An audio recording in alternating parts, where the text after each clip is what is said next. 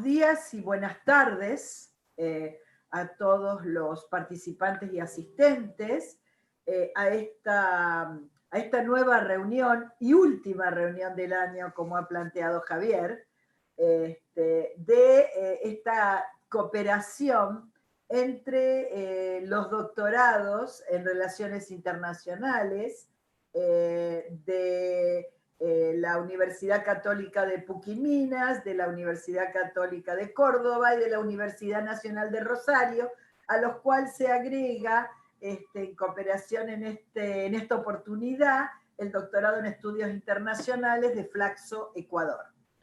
La reunión que nos convoca en este momento, o el tema que nos convoca, es conversar acerca de América Latina frente al nuevo reordenamiento mundial en un momento clave en las relaciones internacionales, habida cuenta de los cambios o no cambios que se pueden operar a nivel de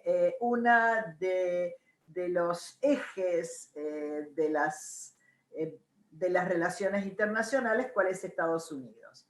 Simplemente a modo breve de reseña, quería comentarles que esta actividad de los 3 doctorados nos ha congregado en torno a distintos temas que considerábamos de actualidad. El primero, sobre todo respecto a las perspectivas económicas y políticas internacionales post-pandemia, una post-pandemia que va a seguir siendo post-post por bastante tiempo. Y allí veíamos el horizonte desde el sur global. La segunda reunión estuvo orientada a grandes potencias asiáticas, el orden mundial, China, Irán y Rusia. Una tercera, creo que India también estuvo incluida en este evento, perdón. Una tercera reunión fue sobre potencias medias y emergentes, si esto fue el fin de una ilusión al presente o si había alguna perspectiva de que esta situación se prolongase. Y hoy, bueno, nos planteamos América Latina frente al nuevo reordenamiento y qué se puede esperar de la presente situación internacional, para lo cual hemos convocado a 2 expertos en relaciones internacionales en América Latina, que son la profesora Cintia Quiliconi y el profesor Andrés Malamud. La profesora Cintia Quiliconi, en una breve presentación, es investigadora y profesora de Flaxo, Ecuador. Es licenciada en Ciencia Política por la Universidad de Buenos Aires. Realizó una maestría en Ciencia Política en New York University y una en Relaciones Internacionales de Flaxo, y es doctora en Ciencia Política y Relaciones Internacionales por la University of Southern California. El profesor Andrés Malamud es investigador principal del Instituto de Ciencias Sociales de la Universidad de Lisboa, licenciado en Ciencia Política por la Universidad de Buenos Aires, doctor en Ciencias Sociales y Políticas por el Instituto Universitario Europeo. Bueno, al respecto, y agradeciendo desde ya la amabilidad y la muy buena disposición frente a nuestra invitación, podríamos iniciar este diálogo que va a ser, la idea es que sea un debate interactivo más que un planteo de exposiciones. Y en ese sentido, les queríamos preguntar a los invitados respecto a Latinoamérica, si existe en realidad una unidad, una entidad latinoamericana, cómo se perciben los estados latinoamericanos entre sí, a su vez cómo los percibe Washington y Pekín, y cómo América Latina se ve hacia adentro y hacia afuera frente a este escenario internacional cambiante. Le pediría en todo caso a Cintia si puede orientarnos en torno a sus opiniones al respecto y después pasamos a las opiniones de Andrés. Tienen la palabra. Perfecto, muchas gracias, Gladys. Quiero agradecer primero la invitación a vos, a Javier, a Florencia, a las Puquiminas, a la Universidad Nacional de Rosario y a la Universidad Católica de Córdoba, y agradecer que, bueno, nos hayan podido cobijar para convocar también desde Flaxo Ecuador. Me parece que es importante e interesante fomentar estos diálogos, sobre todo entre doctorados que están relacionados con temas de estudios internacionales y que están abordando este tipo de temas. Por eso mi pedido de poder convocar también desde la institución, y para mí también es un placer compartir este diálogo con Andrés. A ver, un poco para poner algunas reflexiones sobre la mesa, ¿no? Sobre cómo perciben Washington y Pekín América Latina, y después podemos hablar sobre cómo se percibe o no se percibe América Latina, y si podemos hablar de América Latina a sí misma. Creo que lo que hay que empezar por decir es que América Latina lamentablemente no es prioridad para ninguno de los dos grandes poderes. Y eso ubica a la región en una posición de relativa debilidad frente a otras regiones que están mucho mejor posicionadas en este tablero geopolítico mundial.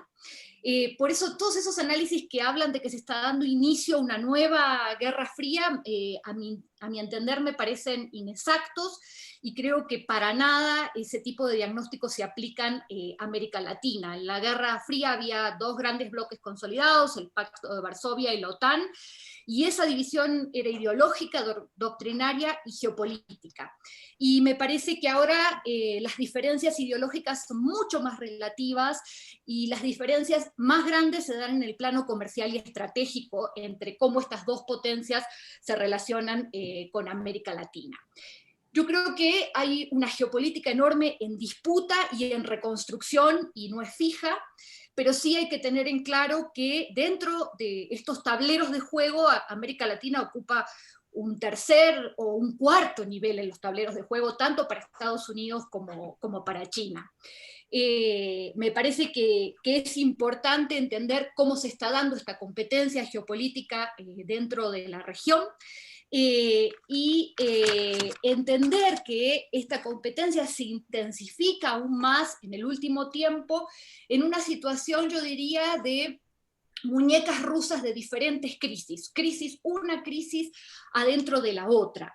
Entonces me parece que acá, digamos, esta estructura internacional, que durante mucho tiempo pareció una estructura internacional solvente y estable, se está disolviendo, y el debate empieza a discutir cuestiones que parecían dadas en otro momento. Entonces, todo esto en el marco también de la crisis sanitaria, que conecta, digamos, un poco lo que se venía denominando como la crisis de la globalización. Tenemos la crisis ambiental, y además en muchos países, sobre todo en los países andinos, tenemos además fuertes crisis sociales. Entonces, todo este restablecimiento y este tablero geopolítico que se está moviendo se da en este contexto. ¿Cómo se focaliza en Estados Unidos versus China en la región? Bueno, creo que hay una estrategia clara de cooperación versus conflicto en el último tiempo, ¿no?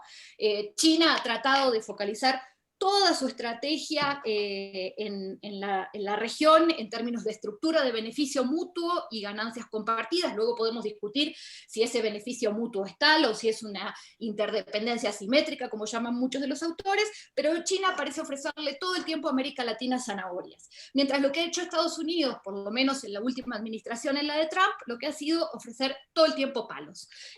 Trump ha insultado a México, ha insultado a El Salvador, ha insultado a Haití, ha hablado de proteccionismo, mientras que China lo que ha hecho es plantear una estrategia mucho más propositiva, aunque no le ha ofrecido a América Latina, digamos, ser parte de la estrategia de la franja y la ruta, pero sí, digamos, ha tenido una estrategia de fuerte relacionamiento comercial y de inversiones con la región. Luego podemos hablar qué tipo de inversiones han venido. Sobre todo no han sido tanto inversión extranjera directa, sino lo que se llaman fusiones y adquisiciones de empresas que ya están situadas en los países y que China ha comenzado a comprar.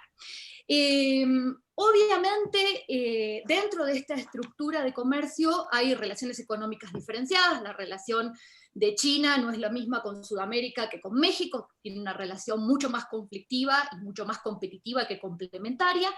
Me parece que lo que hay que tener en cuenta es que América Latina no es un gran mercado para China, como lo pueden ser Estados Unidos, Europa o Asia, sino que es un proveedor estratégico de recursos naturales y alimentos, digamos, una situación similar a la que tiene África.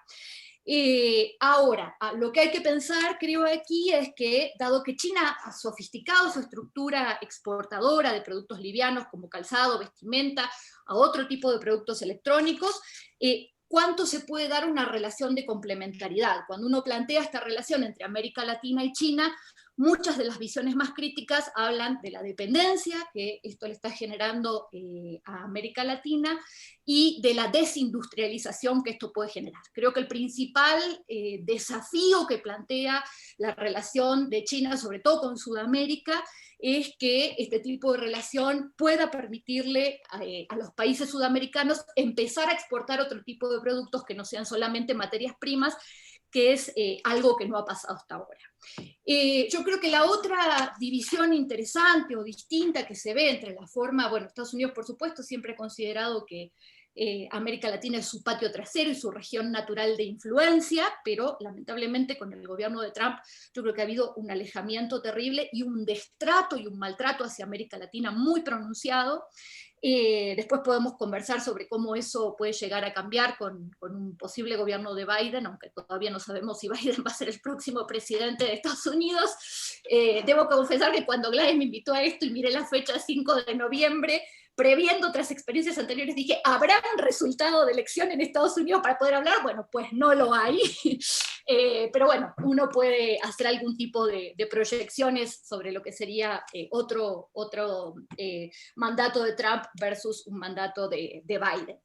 Entonces me parece que la diferencia es que China, a pesar de que usa mucho a la CELAC para establecer el diálogo con la región, lo que hace es manejar relaciones bilaterales con cada uno de los países. Ha bilateralizado esa relación, tratando también de no ofender a Estados Unidos, en una estrategia de mucha, yo diría, que tiene como que es muy cautelosa en términos de lo que hace en la región, y manejándose en términos bilaterales. Mientras que Estados Unidos realmente le ha dado la espalda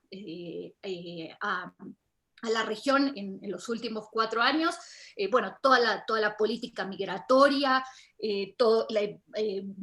Trump no ha asistido a la última cumbre de las Américas, lo cual eso ha marcado un tono de agenda sobre todo confrontativo, toda la renegociación del NAFTA con México y además la salida del TPP, con lo cual ya está diciendo claramente, digamos, que su estrategia no ha sido la de liberalización comercial, sino todo lo contrario, ¿no? Podríamos decir que se ha venido un periodo de total neomercantilismo, todo esto en el marco de la guerra comercial con China. Me voy a quedar hasta ahí para no monopolizar y te voy a pasar la palabra. Gracias.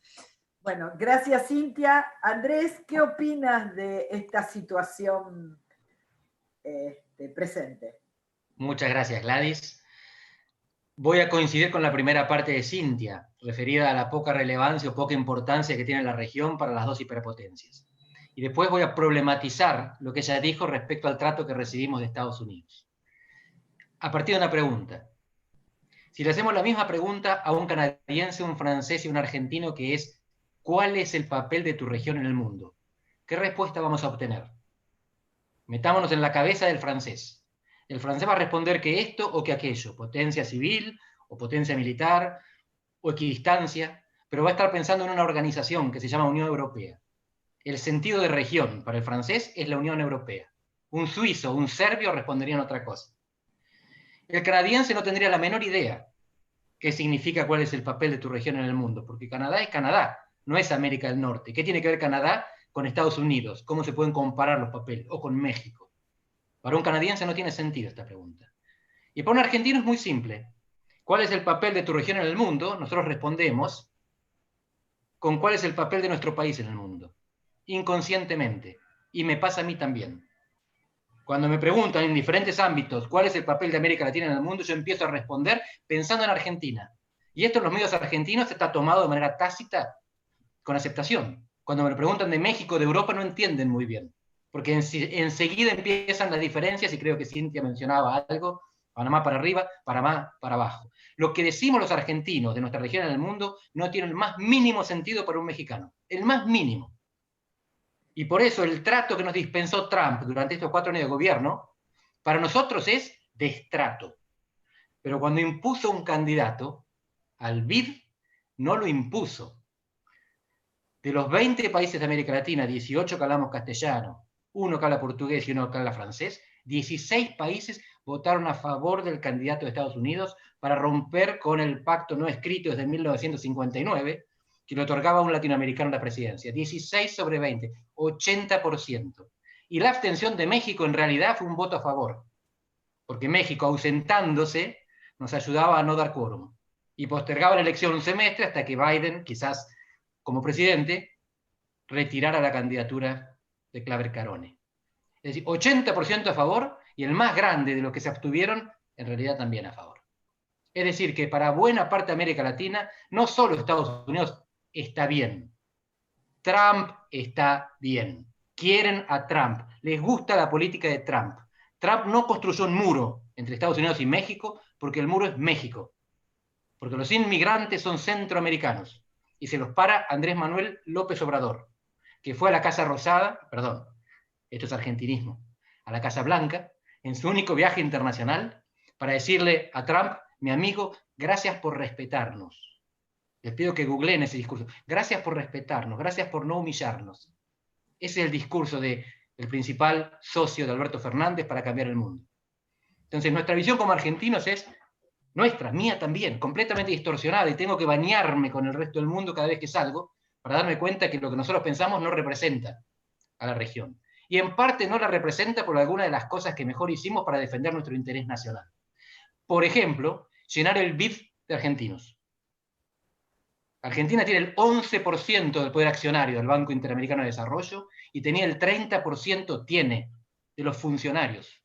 Uno entra al edificio del BID en Washington y escucha porteño, porque además son porteños, no son de toda Argentina. Les captamos el BID. Ahora los países pequeños tienen la oportunidad de poner a los hijos de sus élites en el BID en Washington, o en las sedes del BID en nuestras regiones, en nuestras subregiones, en otros países de América Latina, y de conseguir empleo y financiamiento. Entonces, de nuevo, la pregunta original que ustedes nos hacían es: ¿existe aún una entidad latinoamericana? Y mi respuesta es: nunca existió. Cuando llegan los españoles, crean por un rato un virreinato de ultramar y tierra firme, por un rato, que estaban en realidad en Dominicana y poco más. Enseguida, a las pocas décadas, lo dividen en 2. Virreinato de Perú y de Nueva España, que es México. Y 2 siglos después subdividen Nueva Granada, Colombia, Venezuela, y el Río de la Plata, fundado el mismo año de la independencia de los Estados Unidos, 1776. Y cuando se habla de la unificación de la América antes española, como le llamaba Bolívar, el adversario era, además de España, el imperio portugués, Brasil. Brasil siempre fue el otro. Así que todo lo que ahora nosotros reinventamos de nuestra América, de la patria grande y todo eso, es una resignificación de un pasado que nunca existió. De un pasado hispano que estuvo siempre dividido y opuesto al pasado lusófono. Y acá sí, lo que decía Cintia es... No soy quien para decir que es correcto, voy a decir que coincido. ¿Cómo nos ven Estados Unidos y China? Nos ven fragmentados. Y Estados Unidos claramente tiene círculos perimetrales que a medida que se alejan, disminuyen la prioridad. Y si queremos separar en 2 círculos, para hacerlo bien clarito, el Canal de Panamá. No fue siempre así. Este es un texto de Roberto Russell, hace mucho tiempo está estudiado, que en realidad había algunas diferencias hacia arriba y algunas diferencias hacia abajo. La más importante hacia abajo es que América del Sur estaba dividida en 2. Ecuador, Colombia y Venezuela, que eran de mayor relevancia estratégica porque afectaban la seguridad de los Estados Unidos, y el resto. Bueno, Ecuador, Colombia y Venezuela no afectan más la seguridad de los Estados Unidos, o por lo menos no en la misma medida. Porque Estados Unidos ya no depende de Venezuela para comprar petróleo, lo fraquea en casa, y ya no depende de Colombia para comprar droga. La produce en casa. Y por lo tanto, de Panamá para arriba tienen los inmigrantes, las remesas, las maras, la violencia, las finanzas, el turismo, la ayuda, la cooperación, USAID. Está lleno de USAID en América Central. Acá no sabemos lo que es eso. Acá, yo me pienso acá, allá, en América del Sur. Así que para Estados Unidos claramente hay países, hay subregiones, hay zonas, y cuando el asesor de Biden para temas latinoamericanos publicó la semana pasada una nota, Argentina no aparecía. El Mercosur estaba mencionado y después Brasil, y nosotros no estamos en radar. Y para China algo parecido. En realidad, si China tenía que hacer una división, era los que me reconocen a mí, los que la reconocen a Taiwán. Y eso lo fue comprando de a uno contra la voluntad de Estados Unidos, que sin embargo no pudo detenerlo. Pero el resto, fíjense, y termino también. La CELAC es un foro en el cual la Unión Europea y China hacen economía de escala, porque vienen una vez y se encuentran con 33. La CELAC no es una organización regional que tenga entidad, que tenga actorness. Es un foro que les sirve a los de afuera, pero no a Estados Unidos. Estados Unidos tiene inversión hecha como para tratarnos uno por uno, inclusive a los más chiquititos. Es para China y para la Unión Europea. Y no está mal que sea eso, pero tenemos que tener conciencia de que no hay agencia en América Latina. Y pueden quererme o no, pero mi perspectiva es que no hay ninguna posibilidad de que haya agencia, digamos, en los próximos 10 años. No sé si en 2030 habrá agencia en América Latina, pero no tengo ninguna razón para pensar que alguna vez la habrá, porque nunca la hubo. Lo que no significa que la coordinación no sea conveniente, que la cooperación no sea necesaria. Pero agencia, no. Bueno, muchas gracias por esta primera etapa o ronda de conversaciones. Creo que Florencia tiene otra pregunta para avanzar. Bueno, hola a todos. Antes, Andrés, Cintia, gracias por aceptar la invitación.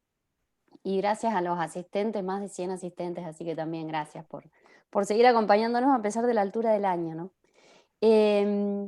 Mi pregunta tiene mucho que ver con lo que ustedes planteaban recién, retomando un poco la idea de China, pero esta vez no en la agenda latinoamericana, sino desde la visión de Washington. Y quizás plantearía dos ideas. Una es si China, el acercamiento de China a América Latina es percibido como una amenaza desde Washington. Y la otra es si de hecho, desde la visión de ustedes, es realmente una amenaza para Washington. Porque una cosa es la percepción, probablemente, y otra es lo que realmente vemos en los hechos y en las variables, ¿no? Esa pregunta medio doble.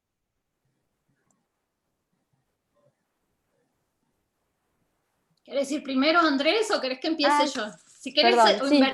¿Quieren invertir? Como quieran. Invirtamos. Pero está bien, después pegás vos. Sé compasiva.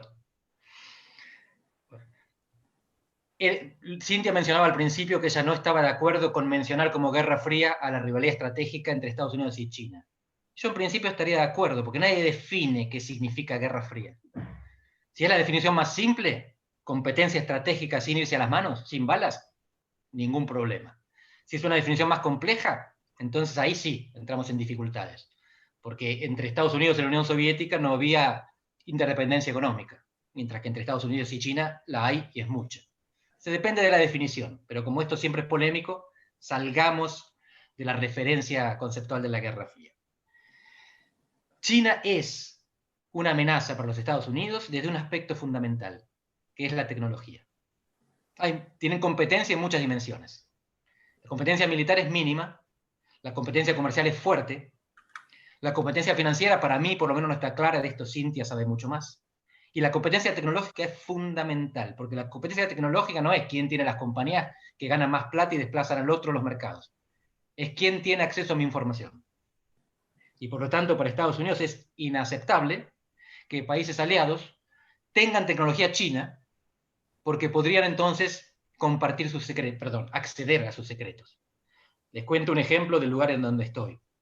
Portugal es miembro fundador de la OTAN, de la NATO.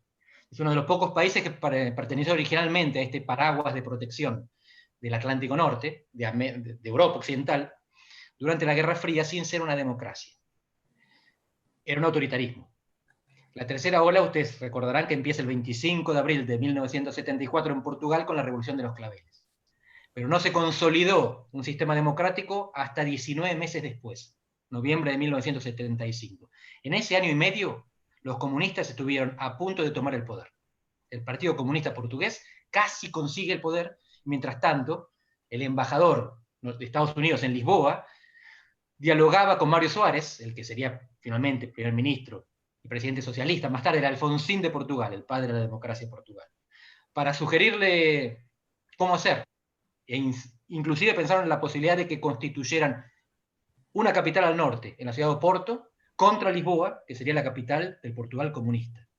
Pero el gran problema para Estados Unidos era, ¿cómo hacemos para seguir compartiendo secretos de la OTAN con ustedes sobre la Unión Soviética, si en cualquier momento ustedes van a ser comunistas y van a compartir los secretos que nosotros tenemos de la Unión Soviética con la Unión Soviética? Entonces los planes de contingencia tenían que ver con, bueno, la discusión en Estados Unidos era la vacuna o el dominó. La vacuna es, dejemos que sean comunistas para que fracasen y que los demás se vacunen viendo que el comunismo no funciona.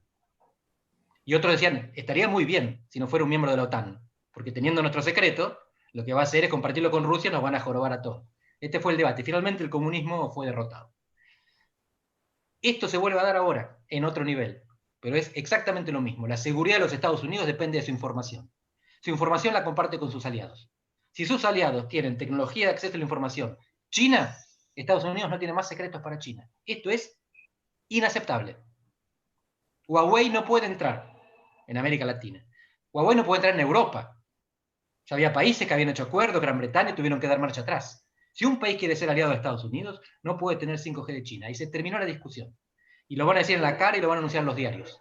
Acá en Portugal hace un mes, el embajador de Estados Unidos dio una entrevista que salió en la tapa del principal semanario diciendo, ¿ustedes quieren comprar Huawei? ¿Quieren 5G China? ¿Y quién los va a defender? ¿Se van de la NATO? A Uruguay se lo acaban de decir por un puerto.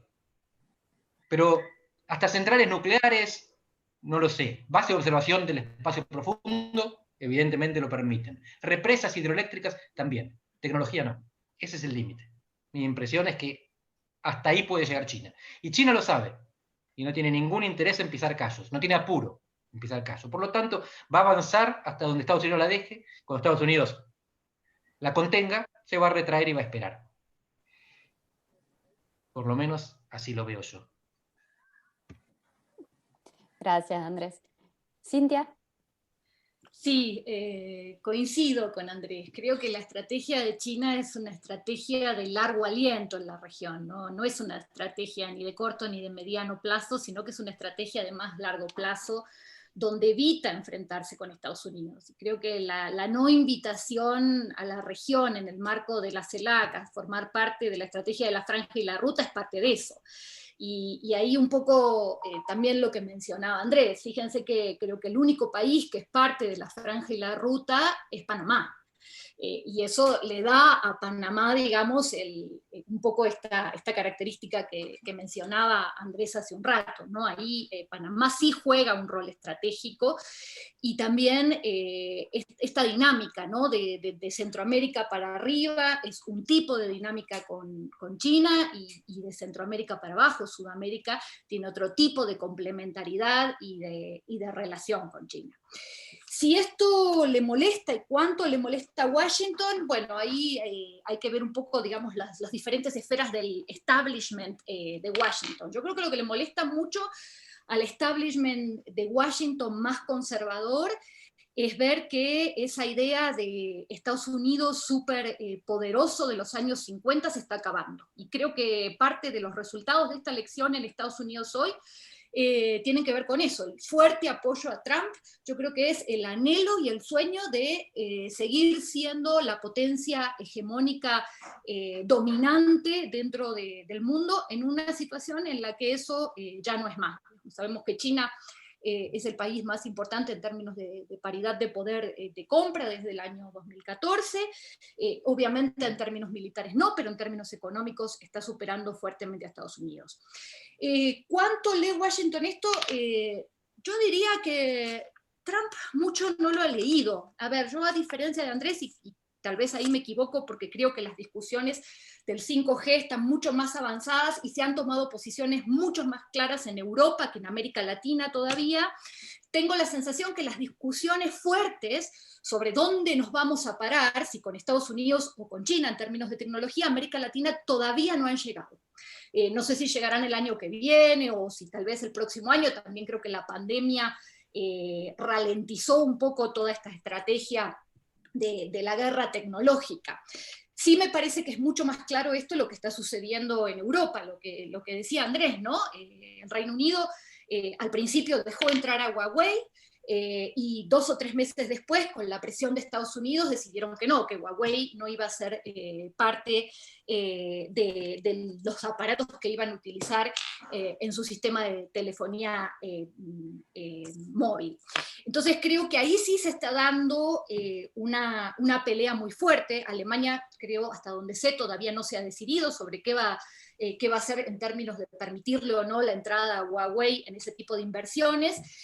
Sí, lo que creo es que el mercado de América Latina es mucho más pequeño para el 5G. Es un mercado que todavía está pensando en tener 5G. Creo que para América Latina es alrededor del 10%, lo que puede significar el 5G. Es un mercado muy importante en Asia y un mercado que está creciendo en Europa. Y ahí me parece que también un poco lo que mencionaba Andrés, es a quién tengo de contrincante del otro lado. En Europa ese es un mercado que está regulado en términos de evitar monopolios. Entonces la mayoría de los países de Europa tienen al menos, qué sé yo, 5, 6, 7 compañías de telefonía móvil, que es algo que no sucede en países grandes como Estados Unidos, donde está muchísimo más concentrado. Hay 3 compañías de telefonía móvil y esa es la negociación con la que tienen que lidiar, bueno, de un lado y del otro. Entonces creo que esas dinámicas son distintas. En América Latina me parece que está mucho más concentrado, pero sí me parece que ahí se puede dar, digamos, me da la sensación que ahí puede haber un campo de batalla interesante en América Latina, donde cada país va a tener que decidir si resulta que estoy en términos de operatividad con China o estoy con Estados Unidos. Y ahí creo que va a venir una decisión que va a ser bastante estratégica para nuestros países. Yo no me imagino, no quiero pensar el mundo desde Argentina, pero bueno, a veces uno lo hace, yo no me imagino a Alberto Fernández diciéndole que no va a entrar a Huawei, ¿sí? Con todas las inversiones chinas que ha habido en el último tiempo. No sé si le va a tocar definir esto a Alberto Fernández, porque como decía, me parece que es una decisión más de mediano plazo en América Latina, pero no me imagino. Ahora, ¿qué va a pasar, por ejemplo, en Brasil? ¿Qué va a decidir hacer Brasil?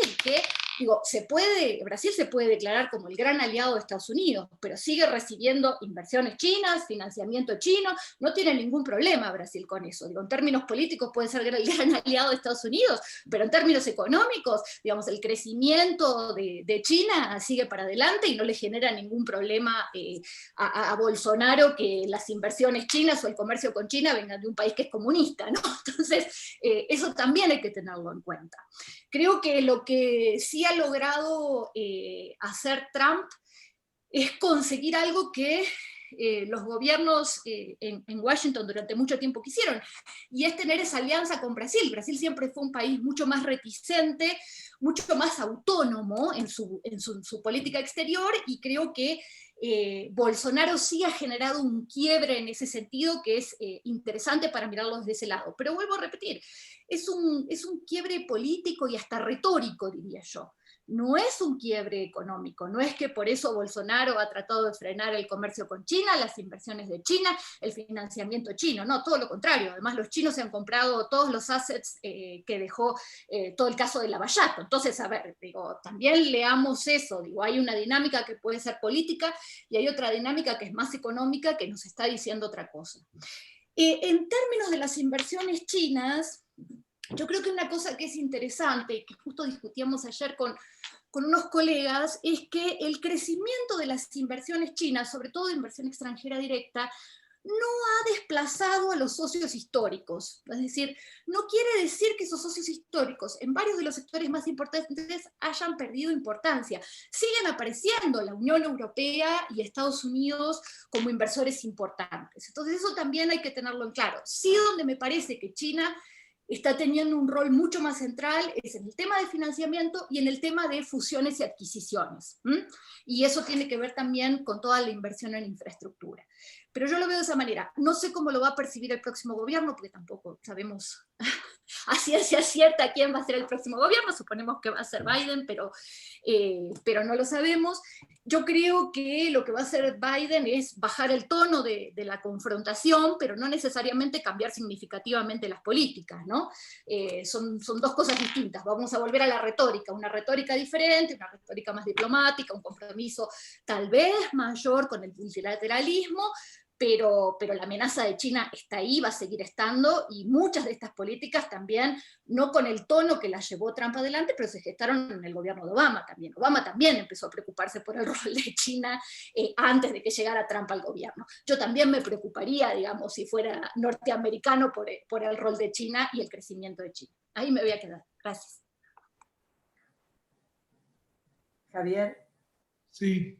En primer lugar, quería agradecer a ambos, Cintia y Andrés, por haber aceptado nuestra invitación. Para nosotros es un honor de tener colegas y amigos de esa calidad participando en nuestra experiencia cooperativa, ¿no? Con otros amigos, con las amigas Florencia y Gladys. Y agradecer al público, una gran cantidad de público que ahora hay 114 y seguimos avanzando. Quería hacer un pequeño comentario y una pregunta en relación a lo que fue colocado por Cintia, por Andrés, que coincido en gran medida con, no coincido con retomar, ahí estoy de acuerdo con Cintia, la idea de Guerra Fría, porque creo que es datado históricamente, pero sí coincido en la cuestión de los factores cruciales de disputa internacional entre grandes potencias. Control de recursos, tecnología, finanzas y cuestión monetaria, las armas de destrucción en masa, y ahí entra Rusia, y sobre todo, bueno, la cuestión mediática. Pero coincido con Andrés que la tecnología atraviesa todos los elementos, los avances tecnológicos. En un reciente artículo que escribimos hablamos de esferas de influencia y el retorno de las esferas de influencia. Y quería hacer una pregunta más general, porque el retorno de las esferas de influencia tiene mucho que ver también con la posición más asertiva, responsiva o asertiva de Rusia y la alianza de Rusia con China frente a posiciones más unilaterales de Estados Unidos, ¿no? Y ahí, claro, la Unión Europea está en el medio. La Unión Europea tuvo declaraciones de la nueva comisión como una comisión geopolítica. Creo que fue la primera vez. Borrell habla de tenemos que hablar del lenguaje del poder, ¿no? Las esferas de influencia no darían una paradoja de lo que Andrés también escribió en relación a la irrelevancia de nuestra región. ¿Qué quiero decir con esto?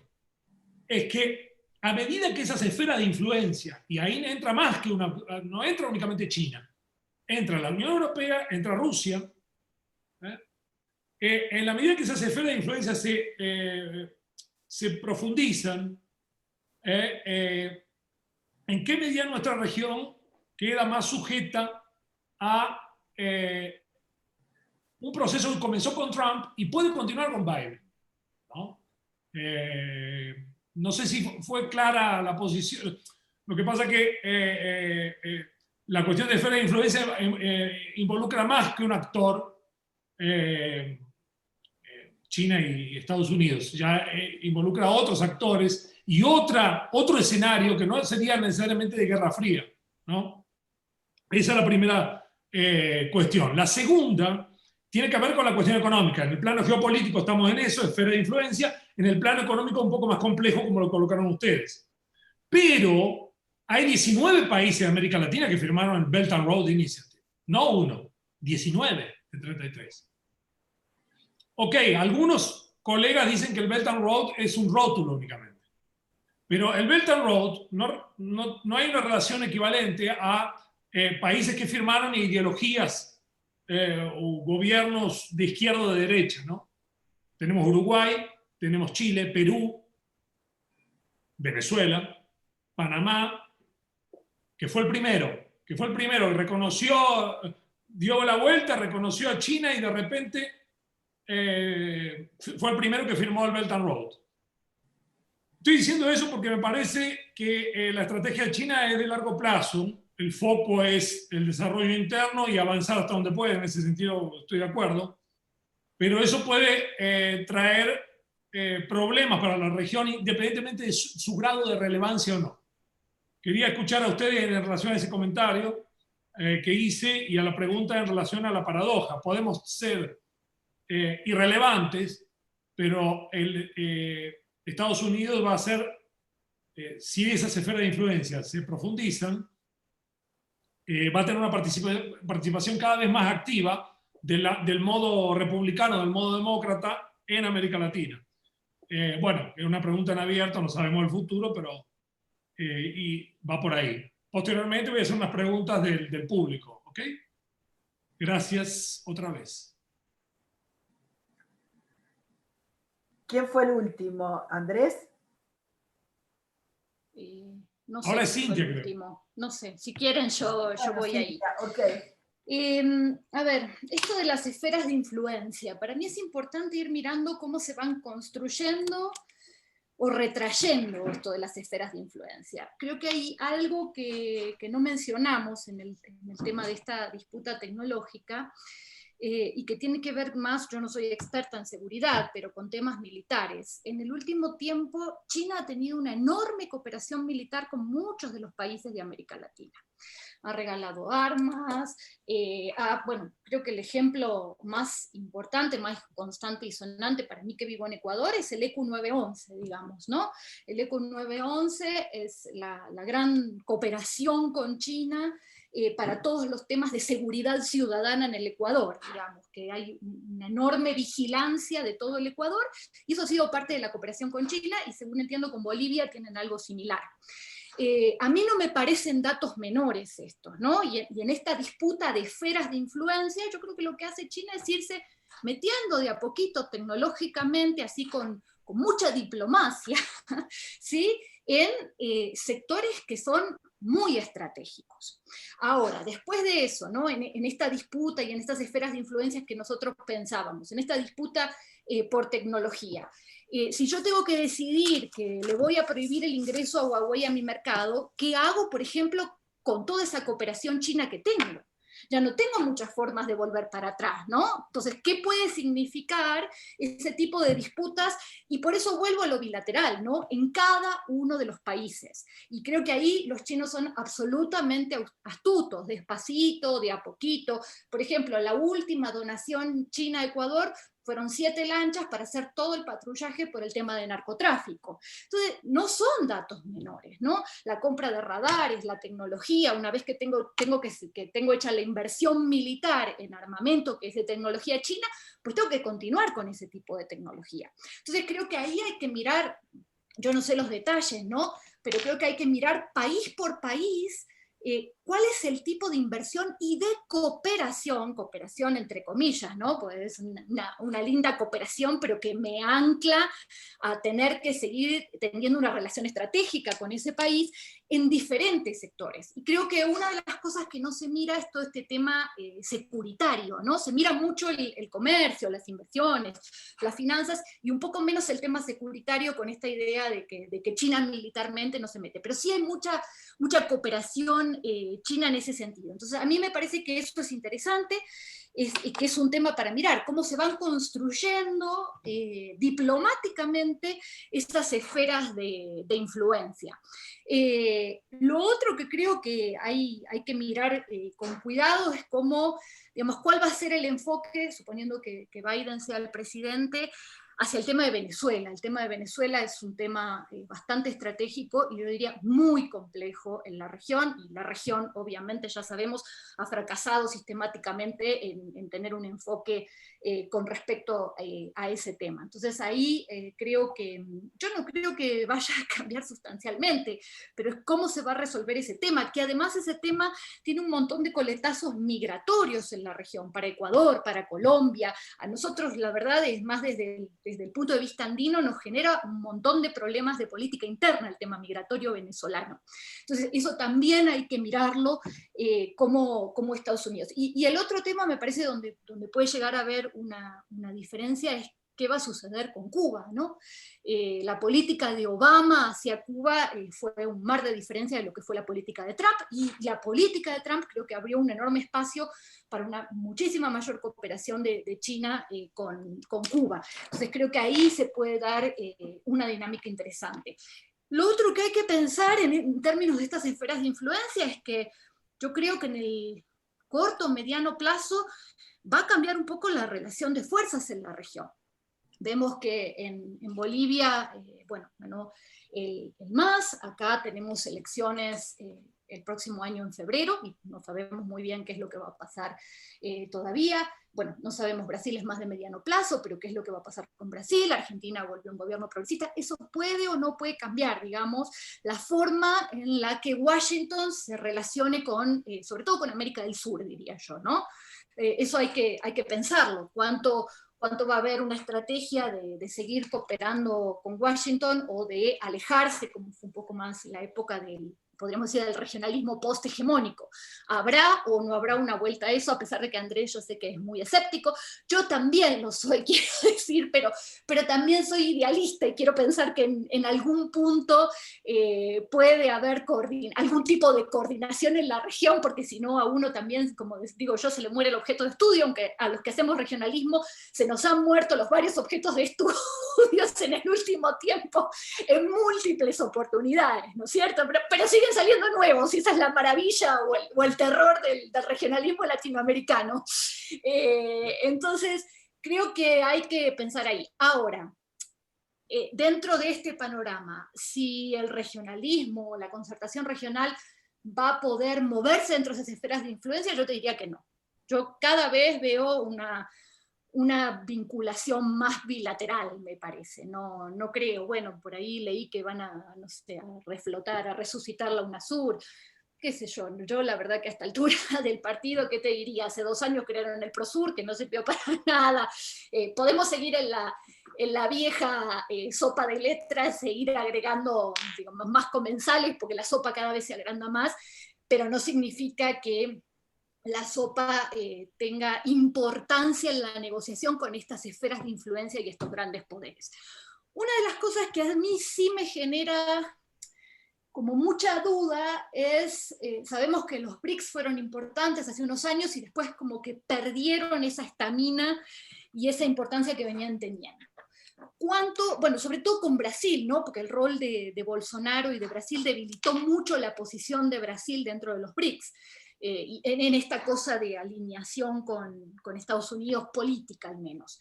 Entonces ahí yo creo que hay que preguntarse cuánto China también va a apostar a ese grupo de los BRICS, cuál va a ser el rol del Banco de Desarrollo chino, si va a poder, por ejemplo, financiar algunos proyectos de infraestructura en la región. Brasil es el país menos beneficiado dentro de esos proyectos de infraestructura, pero bueno, podría, digamos, darse una nueva situación en la que si un gobierno brasilero tuviera una posición más de autonomía, tal vez ahí podría darse una nueva vinculación con China en el supuesto cambio del gobierno en Brasil. Pero sí, yo creo que igual, en términos de cómo se van a relacionar, yo sigo viendo un relacionamiento absolutamente bilateral, que también es lo que ha venido haciendo Washington, ¿no? Digo, nosotros Ecuador viajó el año pasado a firmar cuanto convenio de cooperación había con Estados Unidos a cambio de que Estados Unidos le facilitara los préstamos en el FMI y le diera préstamos bilaterales. Entonces también hay una posición bastante pragmática desde cada uno de los países utilizando estos tableros, ¿no? Utilizando los diferentes tableros para posicionarse en la región. Ahí me voy a quedar. Voy entonces. Cintia, esto me hace recordar lo que decías cerca del final, al mausoleo de modernidades inconclusas, que es como Lawrence White define el estudio de América Latina. En América Latina vamos creando una nueva modernidad sobre los escombros de la anterior, que nunca terminó de completarse, y la actual tampoco se va a completar. Entonces lo que tenemos es un edificio arlequinesco. Para el regionalismo es un poco más que mausoleo, porque yo diría un cementerio, prácticamente. Aunque lo estoy exagerando de manera intencional, porque en realidad no mueren los bloques. Se transforman, se tornan irrelevantes, intrascendentes, pero con la excepción de UNASUR, es difícil encontrar bloques que desaparezcan. El resto están todos ahí, cambiado de nombre. Pacto Andino, Comunidad Andina. ALALC, ALADI. Y así podemos seguir. El mercado común centroamericano tuvo 14 millones de nombres y los mantiene a todos de manera solapada y superpuesta. Pero es una región entretenida. Nuestro trabajo es el de médicos forenses. A veces de anticipar, señor, su creación se está por morir, y después diseccionarla para entender por qué se murió. Pero en realidad no son muertos vivos, son zombies, siguen caminando. La cuestión de las esferas de influencia que planteaba Javier. Acá sí, como decía Cintia, coincido en todas las complejidades. Esfera de influencia podemos hablar de las tres grandes dimensiones del poder social: el palo, la zanahoria y el discurso. El poder militar duro, el poder económico duro y el poder blando. Yo aquí el poder blando no me voy a referir tanto a Hollywood, voy a pensar más en tecnología, pero les quería mostrar algo que Florencia me permitió compartir, a ver si lo consigo hacer de manera simple y rápida. Este es un mapita, creo que pueden verlo, donde se muestra de todos los países del mundo de cuál importamos más entre los tres más importantes. Es decir, solamente considerando Estados Unidos, Alemania y China, los tres principales exportadores del mundo, ¿de quién importamos más? Y ahí lo que vemos es que hay una zona azul, y ahí sí, fíjense que el norte de América del Sur está azul, todavía hace 2 años, Colombia, Venezuela y Ecuador, y Guyana y Surinam, que son los miembros que quedan de UNASUR, importaban más de Estados Unidos que de China o Alemania. Europa es un satélite económico de Alemania. Y el resto del mundo es chino. ¿Qué significa esto? Que de las 3 grandes potencias exportadoras del mundo, 2 son potencias regionales, Estados Unidos y Alemania. Y China es la única potencia global. Esta es una dimensión medida con un indicador. Exportaciones, importaciones. Hay más indicadores económicos, demográficos. Cintia mencionaba la catástrofe venezolana. Venezuela ya tiene más refugiados, más deslocados, ¿se dice en castellano? Personas que tuvieron que moverse de su lugar, que Siria. ¿Cómo es? Desplazados. Desplazado. Gracias, Javier. Venezuela ya tiene 6 millones de desplazados. Siria tiene 5, con una población apenas inferior. Y van a seguir desplazándose los venezolanos mientras no tengan condiciones dignas para vivir en casa. Y esto es un problema para los vecinos, sobre todo, no tanto para Estados Unidos. Para Estados Unidos el problema es que están los militares rusos en Venezuela. Y aquí es un doblez interesante de sofisticación para el análisis. Porque fíjense lo que decíamos antes. China no es un rival estratégico en el sentido militar para los Estados Unidos en América Latina. China no viene con portaaviones y con submarinos. Rusia sí. Entonces, el gran problema de seguridad para Estados Unidos está en Venezuela, pero no es con China el problema. Fíjense qué interesante cómo se desdobla la situación. En términos económicos, sí. Recién cuando preguntaba Cintia, sí. Alberto Fernández le puede decir que no a Huawei. Mi respuesta es muy simple. Mientras dependa del Fondo Monetario, le tiene que decir que no. No tiene alternativa.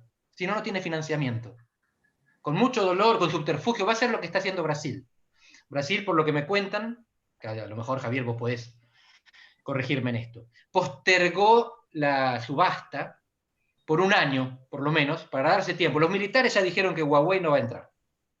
Y entonces están postergando todo lo que pueden la decisión sobre qué tipo de tecnología van a adoptar para la próxima generación de la comunicación móvil. Pero eventualmente será cualquier cosa que no sea Huawei, aunque sea más cara y menos desarrollada, porque esa es la cuestión. Hay alternativas, pero son más caras y menos desarrolladas por ahora. Y son más europeas que americanas. Entonces, esfera de influencia militar, China no juega, no compite intencionalmente. Rusia sí. Irán también. En la esfera económica, China sí. Ahí China entra con comercio, fundamentalmente, que es lo que les mostraba recién, con inversiones. Y no tiene ninguna preocupación demográfica China.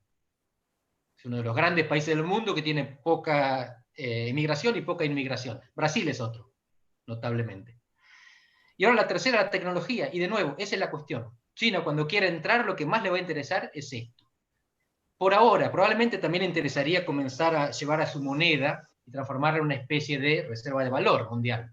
Pero en América Latina es complicado eso, porque de los 20 países, 3 ya tienen al dólar como moneda oficial. Y 2, casi, Venezuela y Argentina. Y los demás por ahora no precisan el renminbi, así que se pueden seguir manejando. Es decir, que China no me parece que tenga apuro con eso. Y termino con 2 detalles nada más. Uno, si hay posibilidad de volver a concertar regionalmente, y otro, si puede haber una afinidad ideológica que facilite esa concertación. Lo de la afinidad ideológica, yo entiendo la necesidad de soñar y entusiasmarnos, pero voy a darles una mala noticia. En América Latina no es de izquierda quien quiere, sino quien puede. Y esto está estudiado por César Zucco, Daniela Campelo, los brasileños que muestran cómo se puede ganar las elecciones por izquierda o por derecha, pero solo se gobierna por izquierda cuando hay plata, commodities altas y tasas bajas. Ejemplos típicos, Fujimori y Menem. Todos nos acordamos de Fujimori y Menem como gobernantes de derecha, pero llegaron por izquierda al poder, como Lenin, como Lenin Moreno. Llegaron por izquierda con la revolución productiva y el salariazo, Menem, y compitiendo contra la élite blanca de Vargas Llosa, Fujimori, contra esos pitucos. Y después fueron neoliberales. En el 2000 llegaron muchos por izquierda y algunos por derecha, pero pudieron distribuir y por lo tanto fueron gobernantes de izquierda. Las condiciones hoy no son pésimas, porque hay bajas tasas en el mundo. Entonces puede haber capital interesado en invertir en América Latina. Commodity más o menos. Pero de nuevo, hay volatilidad y por lo tanto, si son de izquierda o de derecha los próximos gobiernos, lo van a determinar el crecimiento chino y la Fed, más que los electores latinoamericanos. Esta es la tristeza de ser países dependientes. Y entonces, ¿van a coordinar o no? ¿Van a relanzar UNASUR? ¿Van a darle a PROSUR? Nunca existió PROSUR. Fueron declaraciones.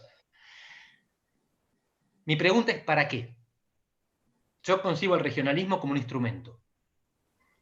En Europa sirvió para reconstruirse después de la guerra, para coordinar los fondos del Plan Marshall, para garantizar la defensa contra la Unión Soviética, para atar a Alemania y para hacerla pagar, reconstruyéndose. Porque después de la Primera Guerra le hicieron pagar con las reparaciones de guerra y no le permitieron reconstruirse. Ahora fue al contrario. Vos ponés tu carbón y tu acero, que nosotros te llenamos de plata para que vos también te crezcas con nosotros. El Mercosur fue para reducir el presupuesto militar, para garantizar la paz regional y consolidar la democracia. Y un poquito después, para garantizar las reformas económicas. ¿Para qué le sirve hoy una región América Latina? Seamos más modestos, América del Sur. Y yo creo tener una respuesta.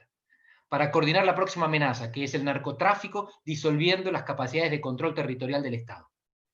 Lo que se viene en América del Sur es desafío al monopolio de la violencia. Los estados se están desagregando de hecho, porque hay organizaciones ilícitas que se encargan de controlar territorios y funciones. La coordinación, si sirve para algo, es para hacerle frente al tráfico de droga, de armas y de personas. ¿Lo van a hacer? Hasta ahora no tengo ningún indicio que permita pensar que los gobernantes tienen ese diagnóstico. Los únicos que tienen ese diagnóstico son Fernando Enrique Cardoso, Zedillo, el grupo de expresidentes que trabajó para la ONU diciendo hay que despenalizar porque esta guerra no se puede ganar.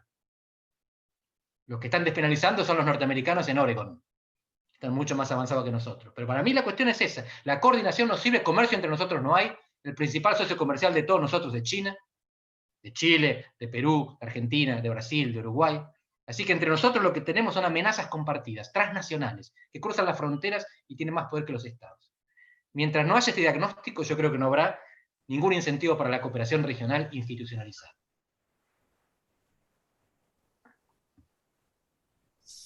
Ok, continuamos. Hay algunas preguntas que inclusive fueron respondidas por el público, porque hay preguntas... Porque las vimos. Sí, Es que ya no, están bueno, a veces, entrenadísimos. ustedes Ya porque están son muy entrenadísimos. rápidos, porque hay expositores que no la leen, pero bueno, pero creo que hay varias que fueron hasta respondidas. Yo los provocaría un poquito más con la cuestión de Brasil. Dos cosas interesantes que los dos.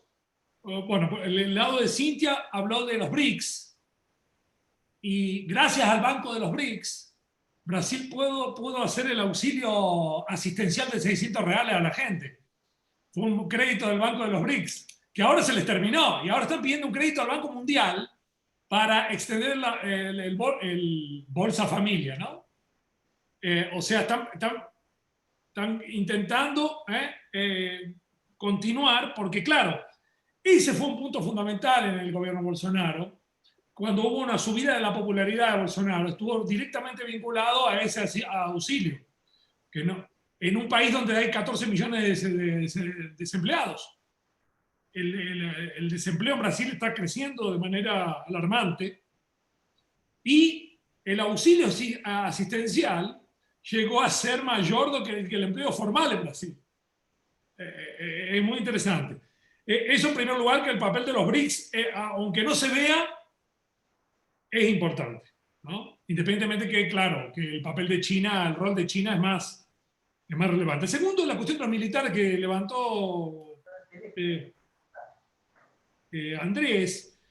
Yo no estoy tan convencido de que los militares no quieren Huawei. ¿Por qué, Andrés? Porque yo creo que inclusive levantó la voz Mourón esta semana. El vicepresidente hace una diplomacia paralela, es el cable a tierra con China, desde el inicio del gobierno Bolsonaro. Independientemente de las críticas que podamos tener a Mourón, tiene una mirada más pragmática en relación a eso. Y para mí, la patearon para adelante para ver qué pasa en las elecciones, no hacer nada antes de las elecciones.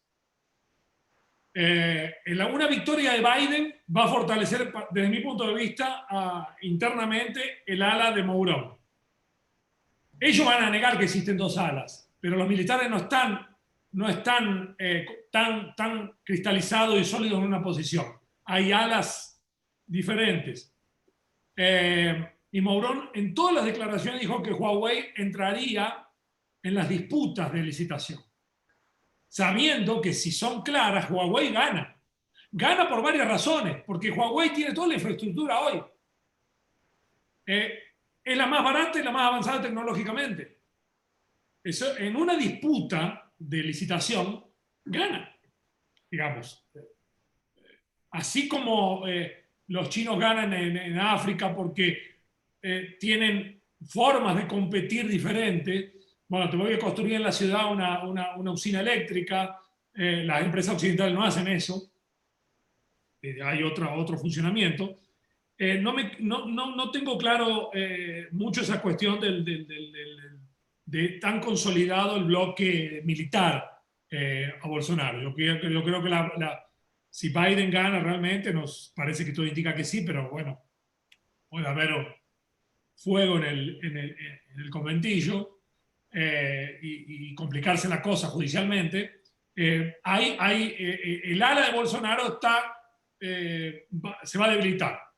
Y surgieron esta semana, no sé si saben, también las noticias del fiscal que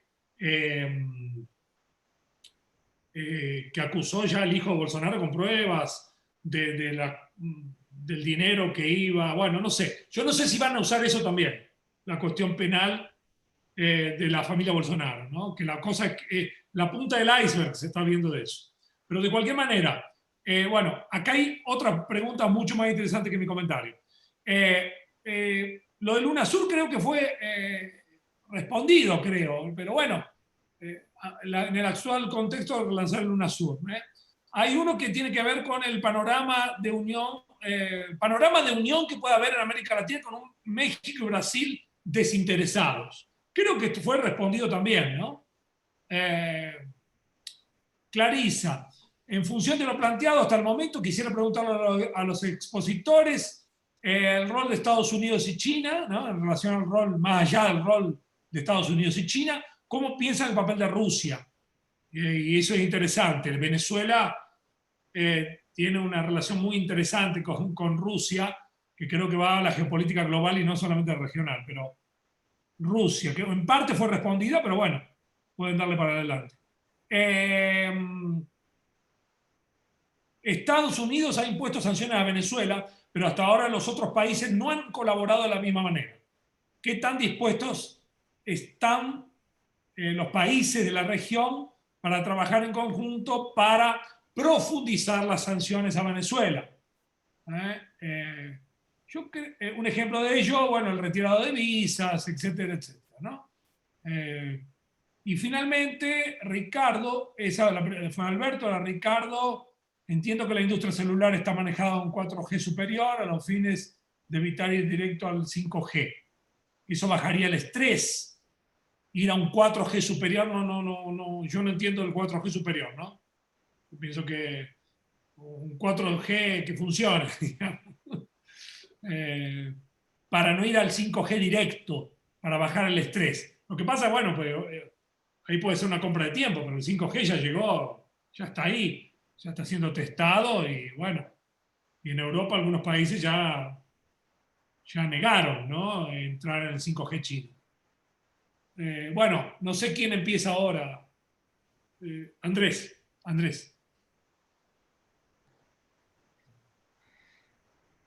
Gracias, Javier. Sí, empiezo en orden inverso, lo que dice Ricardo sobre el 4G superior. Yo no conozco las características tecnológicas, pero sí entiendo que la estrategia del gobierno brasileño es esa, es postergar por un año la licitación para patear la crisis, empujar la crisis con la barriga, como dicen ellos, hasta más adelante, y no generar una situación en la cual, si compite Huawei, como vos decís, gana, sin ninguna duda. Y porque no quieren que gane, es que no hacen la licitación ahora, y van viendo. Sobre Rusia, bueno, ahí eso lo habíamos comentado, no tengo demasiado más para profundizar, pero la cuestión es que Rusia sí le impone a Estados Unidos un desafío militar que China no le impone, porque Rusia está buscando otros objetivos. Rusia tiene como prioridad, como Estados Unidos, su perímetro de seguridad, que es mucho más cultural, inclusive que en el caso de los Estados Unidos. En el caso de los Estados Unidos es más instrumental. En el caso de Rusia es como se conciben a sí mismos, una masa de tierra rodeada de enemigos. Estados Unidos es una especie de isla sin fronteras peligrosas. Rusia siempre se concibió como un país en el cual con caballos lo podían invadir y por lo tanto tenía que tener la mayor cantidad de colchón que la separara posible de sus enemigos. Había una más. México-Brasil, ¿qué es lo que puede pasar? Bueno, México y Brasil de hecho nunca colaboraron demasiado. Sí lo hicieron con la CELAC al principio, y yo entiendo que lo hicieron en parte para contener a Venezuela. México se había jugado con el NAFTA a principios de la década del 90, Brasil se aprovecha de eso para decir México ya eligió otra región, nosotros trabajamos en la nuestra. No lo echamos, México se fue. A partir del momento en que Venezuela es un problema para Brasil porque está en su propia región pero no obedece, y al mismo tiempo le complica la vida a México por una serie de razones, Brasil y México se ponen de acuerdo en generar un foro en el cual Venezuela queda diluido y contenido. En el momento no veo ninguna razón con ningún gobierno por el cual Brasil y México tengan, no lo veo, intereses en común, pero se me puede estar escapando. La verdad que a mí, cada uno está con sus problemas y con sus necesidades. México exporta el 80% de lo que exporta a los Estados Unidos y Brasil creo que el 10%. Brasil pasó, es impresionante, ustedes ven la línea de dependencia de China, de sus exportaciones, en este momento, creo, periodo pandémico, ya está en el 40%. Antes de la pandemia, hace un semestre, ¿verdad?, estaba un poquito por debajo del 30%. La dependencia de Brasil respecto de China es enorme, y aún así es la mitad de la dependencia de México respecto a Estados Unidos. Brasil es un exportador de materias primas.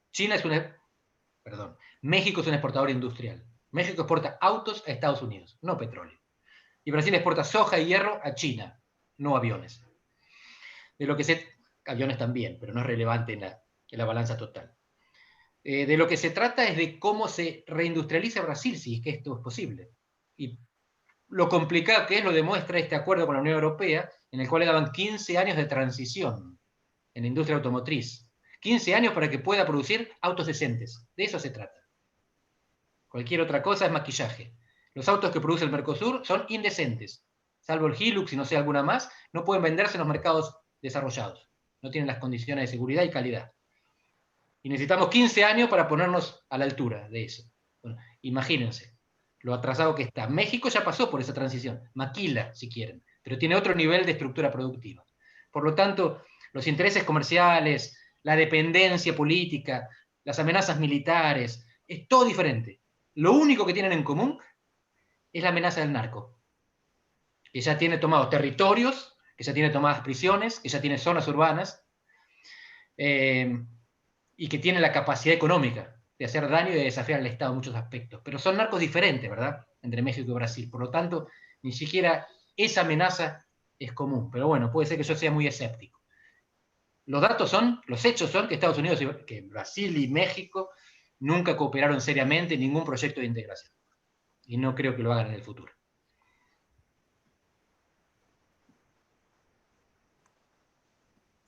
A ver, voy con algunas ideas. Hay algunas ideas que me acaba de inspirar Andrés.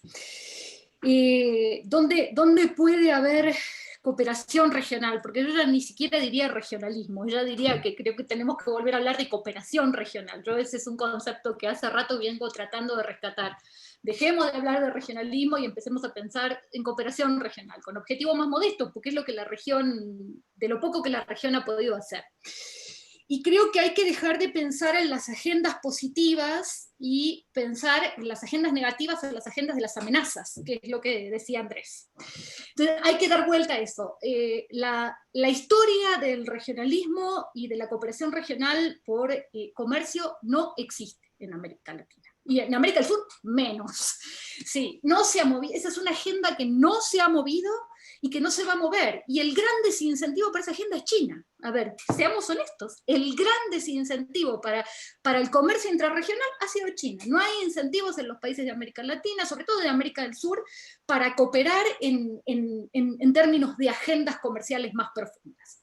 Entonces yo creo que por ahí no hay mucho para aportar. Pero sí me gustó esta idea que planteaba Andrés, ¿no? El regionalismo, ¿cuál es el contenido del regionalismo frente a las amenazas? Y ahí sí veo tres agendas positivas frente a las amenazas que podrían ser. Una es la de migración, ¿no? Porque esos problemas migratorios que, bueno, son mucho más presentes acá en la región andina, están frenados por el tema de la pandemia, pero cuando la pandemia se acabe, otra vez vamos a volver a tener un problema migratorio súper serio con el tema de Venezuela. Entonces creo que el tema migratorio sí tiene una agenda positiva para pensar y para reflotar. El acuerdo de migración del Mercosur creo que ha servido para administrar mucha de esta migración. Después algunas de esas políticas se han desmantelado con gobiernos de derecha, pero sí me parece que hay una agenda positiva ahí para pensar. El otro es salud. Creo que ha sido bien interesante. A ver, los avances que tuvo la UNASUR en salud, que ahora no han servido para nada, pero en su momento los avances que tuvo la UNASUR en salud fueron avances interesantes, y sabemos que estamos en un momento en el que si hubiera existido la UNASUR, creo que toda la negociación frente a este nacionalismo, nacio-vacunalismo que dicen de las vacunas, hubiera podido tal vez haber una negociación concertada frente a la compra de vacunas, frente a la compra de medicamentos. Eso no se ha podido dar, pero creo que hay un espacio ahí para concertar nuevas políticas en salud. Y por supuesto el tercero, y creo que es el más complejo de todos, es el tema del narcotráfico, que era lo que mencionaba Andrés hace un ratito. Yo en eso lo pienso como una agenda positiva de respuesta regional frente a las amenazas, donde podría haber tal vez yo diría algunas visiones positivas sobre cómo fomentar esta cooperación regional. No sé si en el marco de la UNASUR, yo ahí no les puedo realmente decir. A ver, no hay que olvidarse que Colombia forma parte de la UNASUR, ¿no? Formaba parte de la UNASUR, si es que la UNASUR ya murió. Y Colombia, la verdad es que tiene otro juego en la región, por lo menos mientras Duque siga en el poder, digamos, Colombia tiene otro juego, y Colombia tiene otro juego también en términos comerciales. Colombia no depende en su comercio tanto de China como dependen otros países de la región. Entonces eso también es importante. Miremos a Colombia porque Colombia es un jugador de peso y realmente no tiene la misma dinámica comercial que tienen otros países como puede ser Ecuador, Perú, que son mucho más dependientes del envío de sus exportaciones a China. Bolivia tiene otra situación que también es interesante. Bolivia no depende de enviar sus exportaciones a China, ¿no? Los principales socios comerciales de Bolivia son Argentina y Brasil, sobre todo. No envía tantas exportaciones a China. El problema es que, lo que mencionaba Andrés, y se veía muy claro en el mapa, recibe muchas importaciones de China y China le ha financiado muchos préstamos a Bolivia. Entonces, ahí hay una dinámica diferente. ¿Cuánto pueden confluir estos países de vuelta en la UNASUR? La verdad es que yo lo veo complicado, pero sí me parece que una forma de pensar de manera más positiva frente a lo que puede suceder con esta cooperación regional podría ser pensar en el tema migratorio, en el tema de salud y en el de narcotráfico, que lo veo más complejo, porque el tema del narcotráfico, ese sí que es un tema de suma importancia para Estados Unidos, donde Estados Unidos, digamos, va a estar mirando todo el tiempo con lupa qué es lo que la región está haciendo, y teniendo a Colombia realmente adentro de la UNASUR, lo veo bien complicado. Yo creo que lo otro que hay que pensar, esto que vos mencionabas, Javier, a ver, ¿qué va a pasar? Si Biden gana, ¿Bolsonaro se va a debilitar? Yo no sé, ahí vos conocés más digamos, la realidad de Brasil, pero esto que vos me contás del préstamo que le da el nuevo banco de los BRICS para el tema del auxilio asistencial en términos de los 600 reales, a mí me parece que habla un poco del pragmatismo, ¿no? de Bolsonaro también. Digo, si se le complica un poco con Estados Unidos, como decíamos, a ver, si mi principal socio comercial es China, digo, me parece que Bolsonaro puede llegar a ser pragmático. Sí, yo ahí la verdad es que tengo mis dudas sobre qué van a hacer los países de la región frente a esta disputa del 5G. No estoy convencida, creo que la estrategia en este momento es dilatar, porque me parece que no le conviene a ninguno tomar una decisión estratégica y comprarse un problema. Lo que mencionaba Andrés con el tema del Fondo Monetario Internacional no es un tema menor, pero también yo pregunto, ¿no? Todas las inversiones que China ha hecho en el último tiempo en temas tecnológicos en Argentina, ¿qué va a pasar si yo le impido la entrada a Huawei al mercado argentino? Entonces ahí hay que mirar digamos, y sopesar un poco eso, y estoy segura que a Brasil debe estar en una situación similar. La otra pregunta, que no tengo una respuesta, pero que me genera muchas dudas, es, Biden no se ha pronunciado sobre qué va a hacer en temas comerciales, mucho con América Latina, y el gran tema ahí es el TPP, ¿no? Porque no sabemos si lo van a reflotar o no lo van a reflotar. Creo que eso puede llegar a ser una diferencia, digamos, si el TPP se reflota, probablemente se reflote la Alianza del Pacífico, que está también en terapia intensiva, ¿no? Porque tampoco es que la Alianza del Pacífico ha florecido, parecía que era el nuevo gran nirvana del regionalismo y tampoco ha florecido, ¿no? Otro fracaso más. Pero sí me parece que es interesante ahí mirar la dinámica que se puede dar si es que Biden llega a reflotar el TPP. Pero para eso tienen que pasar un montón de cosas, ¿no? Yo creo que si Biden es el próximo presidente va a haber un nuevo compromiso con el multilateralismo.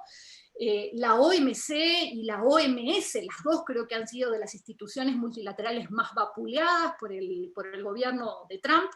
De hecho, la OMC, que yo creo que el único rol que le había quedado dentro del comercio internacional era el tema de solución de disputas, Trump se ha ocupado en el último año de sacarle, digamos, hasta ese último bastión de poder que tenía en la administración del comercio, no dejando que los dos miembros que se les vencía el mandato se renovaran. Entonces, el descompromiso de Trump con el multilateralismo puede ser revocado, digamos, con un mandato de Biden, y eso yo creo que puede dar un nuevo escenario en términos de cómo nos podemos vincular. Si viene eso de la mano con eso, tal vez, no estoy segura si este es el momento, porque con una elección tan reñida como la que puede llegar a ganar Biden, yo creo que tampoco va a tener grandes compromisos en términos de multilateralismo, porque no le conviene, porque realmente la grieta en Estados Unidos es enorme y se ha visto con los resultados de las últimas elecciones, con lo cual quiere decir que ya sabemos que Biden es un candidato conservador. Yo creo que va a ser mucho más conservador de lo que aún decía en su discurso o no decía en su momento. Pero me parece que eso puede abrir el escenario del TPP, tal vez puede abrir algo en términos de mover esa agenda comercial, pero más allá de eso no lo veo. Bueno, gracias a los dos. Yo voy a hacer la última ronda de preguntas que no, si no quieren contestar todas, los dos, elijan, ¿sí? Porque son medio variadas. Em, y un comentario aparte, me parece muy interesante esto de si se reflota o no el TPP, sobre todo de cara a que en el este de Asia está emergiendo otro proceso de integración, mega integración o articulación comercial regional, que justamente se fortaleció con el congelamiento del TPP. Creo que eso va a entrar ahí, si el RCEP juega como un factor que influencia la decisión de Biden. Creo que es algo para seguir también. Pero más allá de esto, yo voy a las preguntas que hicieron en el chat. El primero me parece interesante porque creo que la persona que lo preguntó lo quiere enmarcar en esta idea de desacople que está girando, ¿no? Quizás en la amenaza, no sé si de hecho en la realidad se pueda dar, del desacople parcial entre Estados Unidos y China, alentado por China, si esto puede generar una reestructuración de cadenas globales de valor de parte de Estados Unidos que pueda favorecer la apertura de espacios económicos en América Latina, revalorizando este espacio, ¿no? Y que esto puede influir en la revalorización económica de la región también. Esta es una de las preguntas. La segunda es, ¿qué rol puede llegar a tener la academia en la construcción de la identidad latinoamericana? Me parece interesante. Y la tercera es cómo ver la cooperación sur-sur en este escenario, que lo que pregunta el asistente es, dentro de este diagnóstico de pragmatismo que ustedes de alguna forma los dos dieron, donde las políticas exteriores son pragmáticas, no están priorizando la cooperación sur-sur, pero que tampoco le están poniendo un fin, digamos.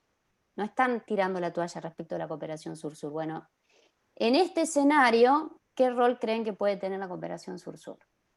Y con esto cerraríamos la ronda de preguntas. Cintia, ¿querés empezar vos? Bueno, gracias, Florencia. A ver, creo que en el mundo hay una enorme discusión que tiene que ver también con la crisis de la globalización, donde hay una vuelta a pensar en el lugar del offshoring, en el reshoring, ¿no? En volver a producir en los centros. Pero yo la verdad es que en América Latina no lo veo muy posible.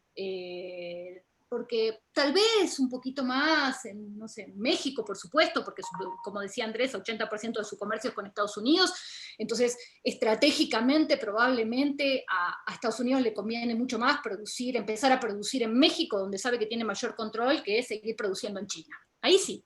En América del Norte, en la dinámica de América del Norte, ¿no?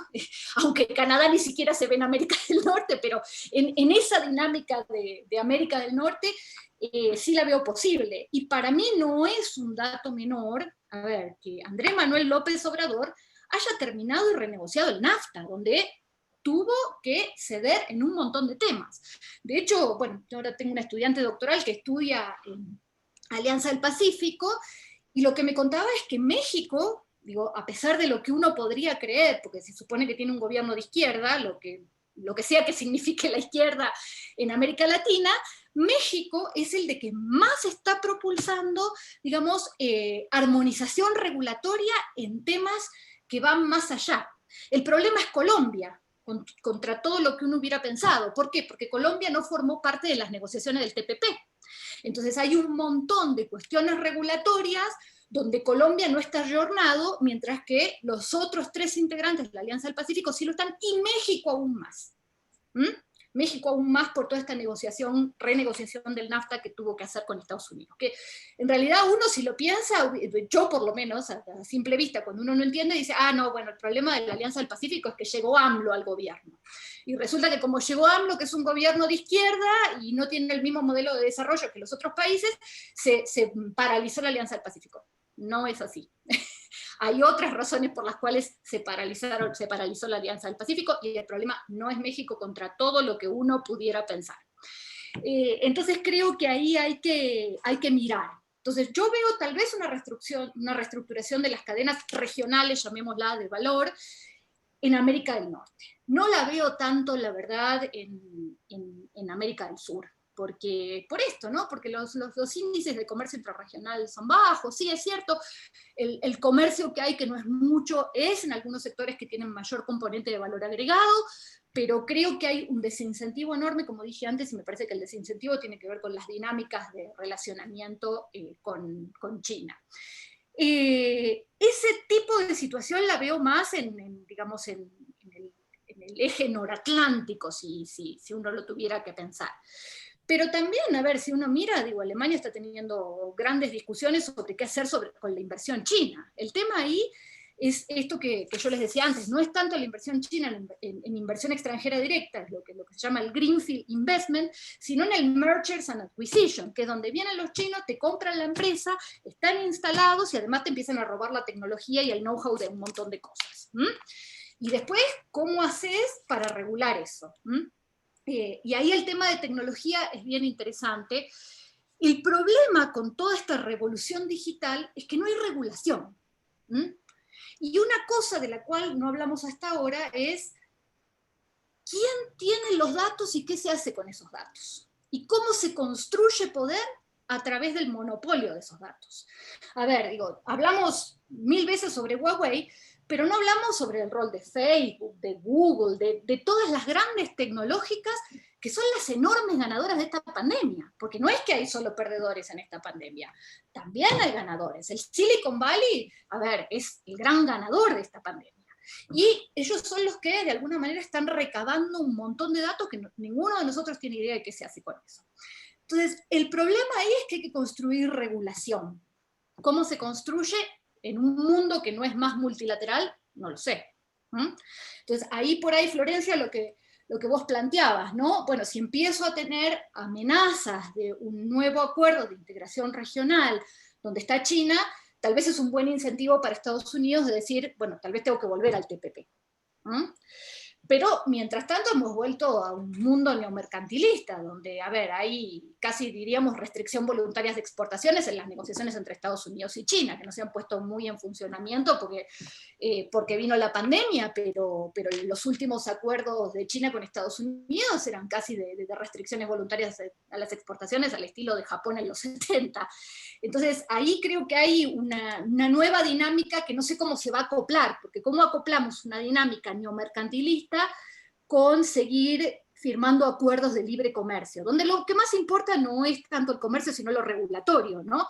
Pero hay que pensar cómo hacer ese acoplamiento, porque el mundo neoliberal que le tocó a Obama ya no va a ser el que le tocó a Biden. Este es un mundo diferente, entonces hay que ver cómo se proyecta Estados Unidos ahí. Cooperación Sur-Sur, la verdad es que yo no sé nada, acá hay muchos más expertos que yo en cooperación Sur-Sur, y no quisiera hablar mucho sobre esto, entre ellos Gladys. Pero me parece que lo que mencionaba Javier con el tema del nuevo Banco de Desarrollo de los BRICS va por ahí, ¿no? Digamos, todo ese tipo de generación de cooperación. Yo no creo que se haya acabado digamos, el espacio para la cooperación sur-sur. Tampoco creo que vaya a tener un rol fundamental, pero sí me parece que por ahí va. Y el rol de la academia en el regionalismo. ¿Qué les diré? Primero una cosa que me pasó hace unos cuantos años y no me había dado cuenta, ahora ya lo tengo presente, es que Argentina tiene un rol fundamental en la discusión académica del regionalismo. En una ISA, Philippe de Lombard presentó la mayoría de los autores que escribíamos sobre el tema de regionalismo latinoamericano, y iba a decir que hay un monopolio de argentinos escribiendo sobre el tema. Después deberíamos hacer una sesión de terapia grupal para saber por qué. Pero, a ver, el regionalismo no se construye desde la academia. Uno puede tratar de plantear algunas agendas, pero tienen que estar los intereses constantes y sonantes ahí, ¿no? Y lo que dice un autor que a mí me gusta mucho, que cuando doy clases, que es Walter Matley, ¿no? Las condiciones de oferta y las condiciones de demanda del regionalismo. Y si esas condiciones de oferta y esas condiciones de demanda del regionalismo no se cumplen, probablemente la mayoría de los proyectos fracasen. Y ahí creo que está la explicación de por qué seguimos creando y creando cosas y después al final del camino no terminan de consolidarse, que es parte también de otro artículo de Andrés que les doy a mis estudiantes en clase. Así que bueno, gracias. Gracias, Cintia. ¿Andrés? Gracias, Flor. Me encanta coincidir tanto con Cintia y también me deprime un poco. Ojalá tuviéramos mejores noticias para dar, pero no es tan grave. Son 3 temas entonces, empiezo por el que menos conozco, que es el mismo que Cintia, la cuestión de la cooperación sur-sur. Yo tiendo a, quizás porque es lo que menos conozco, a ser despectivo con estas formas de poder menos estratégico, pero en realidad siempre me pareció que la cooperación sur-sur era imperialismo blando, imperialismo disfrazado.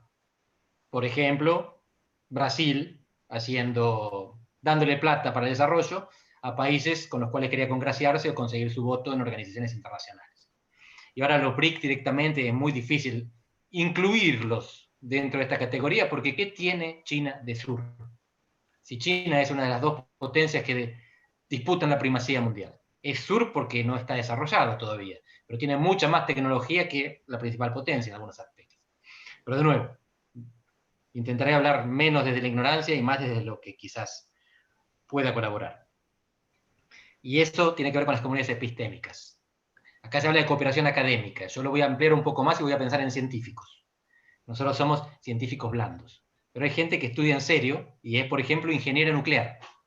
Y hay un trabajo muy interesante de Isabela Alcañiz, que trabaja sobre la cooperación transgubernamental entre comunidades epistémicas, que esto está estudiado hace mucho tiempo y para otras regiones también. Y es el hecho de que los científicos se forman en los mismos lugares, desarrollan una vida conjunta y se casan entre sí, lo que permite, por ejemplo, que lo mejor que hayamos hecho en América del Sur en términos de integración sea quizás lo menos desconocido, pero lo más exitoso, que es el ABAC, la ABAC, la Agencia Brasileña Argentina de Contabilidad de Temas Nucleares. Eso es fascinante. Y los que estudian ese tema te cuentan cómo...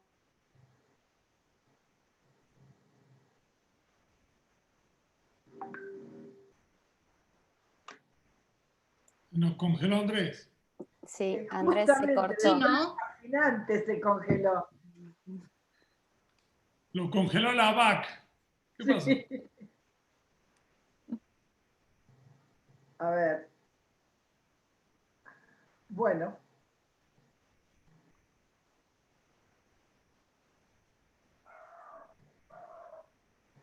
Al final el 4G no funciona tan mal, me parece. El 4G En América Latina, digo. Claro. Claro. Bueno. A ver. Cayó nomás. Sí, ya se debe volver a conectar seguro. Sí, esperemos un minuto. Bueno, hay Mientras... 100 participantes, permanecen 100 participantes en la fase final de nuestro evento. Agradezco a todos. Y mientras pero una aclaración... vamos a esperar a Andrés para dar el cierre final, que Gladys lo va a hacer. Sí, una aclaración. Alguien preguntó por los certificados en el chat. Se los vamos a estar enviando en unos más o menos 15 días, Javier, para armarlos, hacer el listado. Lo voy a ver con Lucas, tenemos un modelo de certificado. Lo veo con Lucas, que es el chico que trabaja con nosotros, ¿no? Y ayudó mucho aquí, quería agradecer públicamente también. Hizo los flyers, ¿no? Y tenemos un modelo, después lo enviamos sin problemas, ¿no? Hay alumnos de grado de nuestra universidad, de otras universidades, de posgrado, y hoy en día...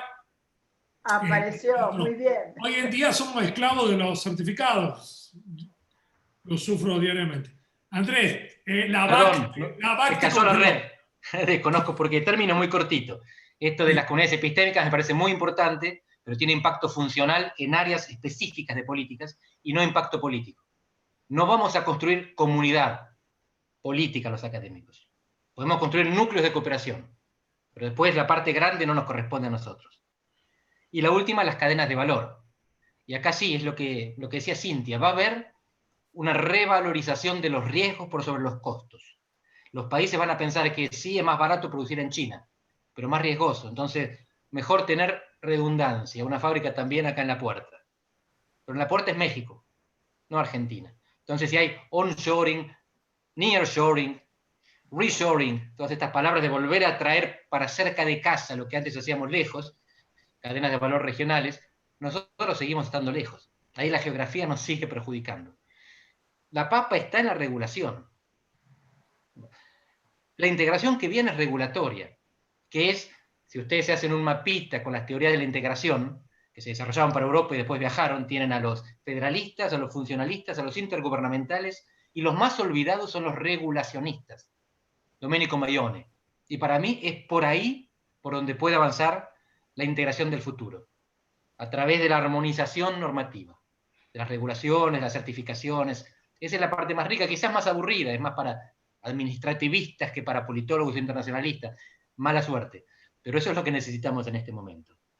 Y ya está. En las 3 preguntas que tenía, no me quiero extender más por si se corta, pero estoy encantado de haber participado en esto, les agradezco 1000 la invitación y les devuelvo la palabra. Bueno, muchísimas gracias, Cintia y Andrés. Quiero contarles una infidencia. Al momento que habíamos hecho las invitaciones y habíamos cerrado con Florencia desde Córdoba, Javier desde Brasil, nos dimos cuenta que sin querer habíamos tratando de mantener incluso hasta la paridad de género, nos dimos cuenta que no habíamos mantenido la paridad argentina. Éramos todos argentinos distribuidos en distintos lugares, lo cual de alguna manera no sé si es bueno o es malo, pero tiene que ver con esto de la comunidad epistémica o de cómo es el tema ese de los efectos o de las consecuencias de ello. Bueno, de todas maneras, para cerrar, creo que uno podría tirar una serie de palabras que fueron y vinieron a lo largo de la conversación, como crisis de la globalización, pragmatismo, fragmentación, decadencia del multilateralismo, cooperación bilateral.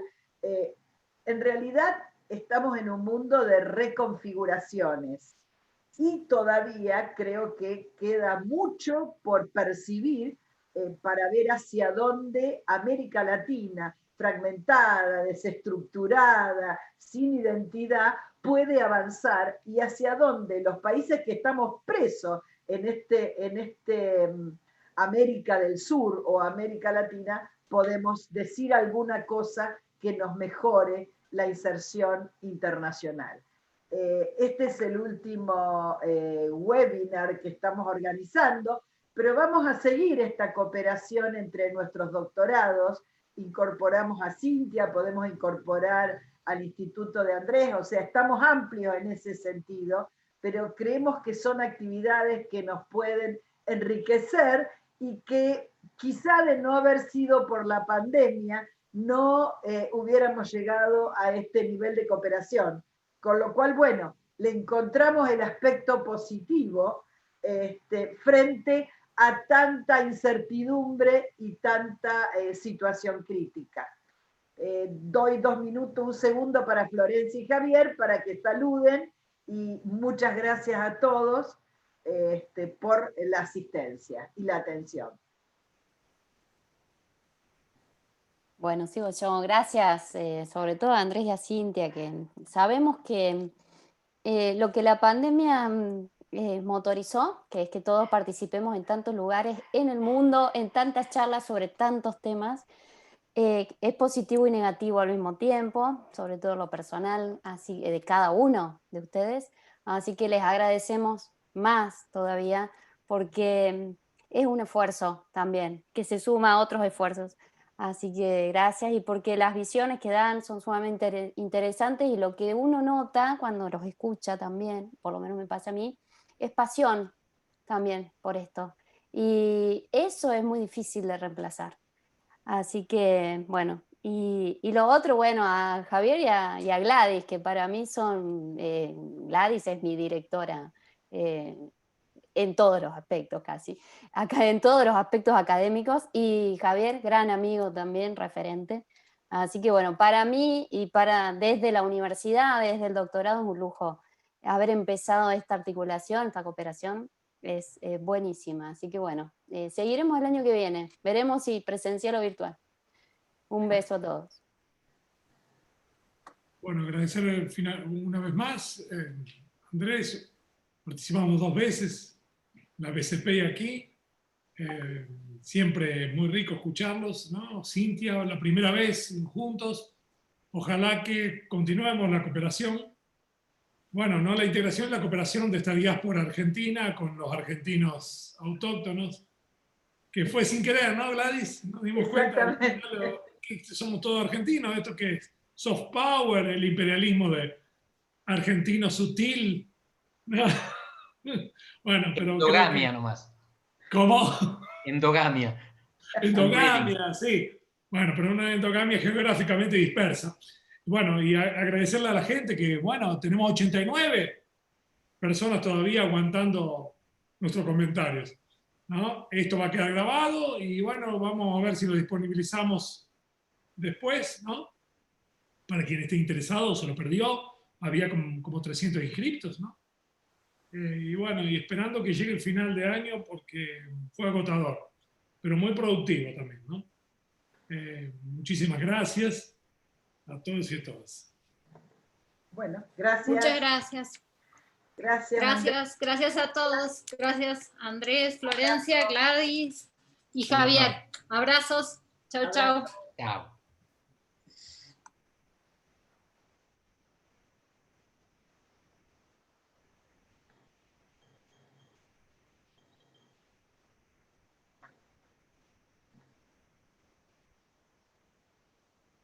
Ya vuelvo, chicas.